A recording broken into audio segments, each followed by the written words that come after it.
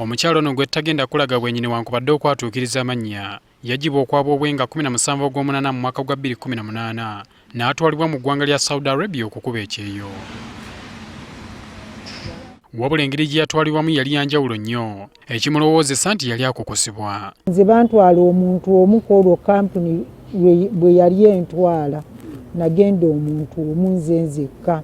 Okuva ku kisaawe Entebbe, ennyonyi yabateeka mu ggwanga lya Sudan gye baatuuka obudde nga buwungedde. Bamufunira bwe yali agenda okusula, kyokka ku ssaawa 6 ne bamukima. Bampisa manju weeyo ofiisi n'ensiŋŋaanayo eri ekimotoka kye nalinnye eky'emigugu nga mulimu omuvubuka eyeebaseemu, ne tutuuka ku nnyonyi ne tulinnya paka e Saudi. Nga batuuse mu Saudi Arabia, kyamubuukako okusanga nti omulimu gwe baali bamusuubizza ogw'okukola mu ofiisi teguliyo okuggyako okukola obwayaaya. Nze yandeeta yaŋŋamba ŋŋenda kukola kuki ku ofiisi mu nzizi ey'e Uganda.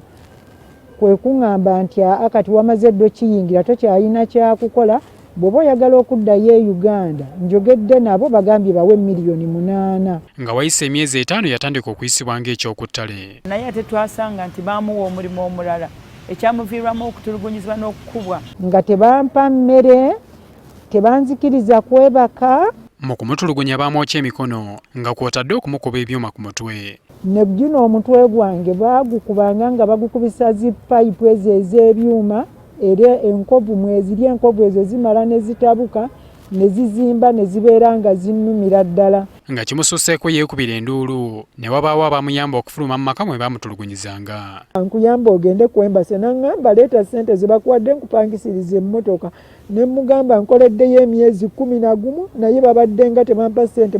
Yamala emyezi 3 ng'alaajanira okudda e Uganda wakati mu bulumi olw'okutulugunyizibwa kwe yayitamu okutuusa Mukamala yamusaasira n'akomezebwawo.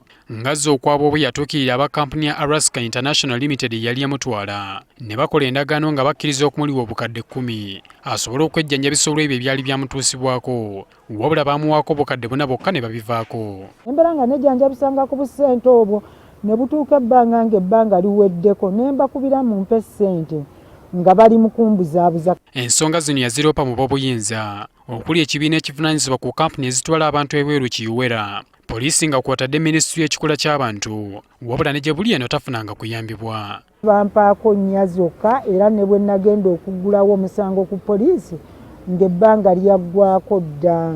Ono kati ayagala ayambibwa afune obwenkanya nti kuba baakizuula nti n'okutwalibwa e Buwarabu yakukusibwa ate nga n'omusala gwe yakolera ebbanga eryo lyonna tegwamuweebwa. Ate okukusibwa ne kitakomooko n'afuna tocha, yabeera tortured, ayina enkovu ne baba tasobola zitulaga. Naye njagala bandiyirire ssente okusinziira ku damages bye nnina eziyinza okunnyamba nange n'abaana bange. Kuva lwe yakomawo embeera ye ey'obulamu yakyuka, takyalina kyasobola kukola kulaba nti abaana be babeerawo.